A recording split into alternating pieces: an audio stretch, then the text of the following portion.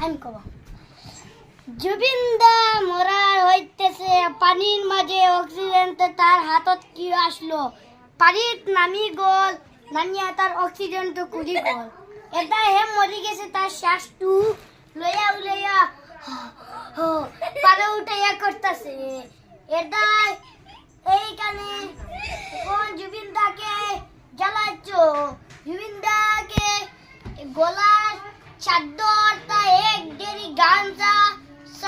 आज के जुबिन को बेसेट करते हैं जैसे जुबिन ऑक्सीजन लगा के मरती है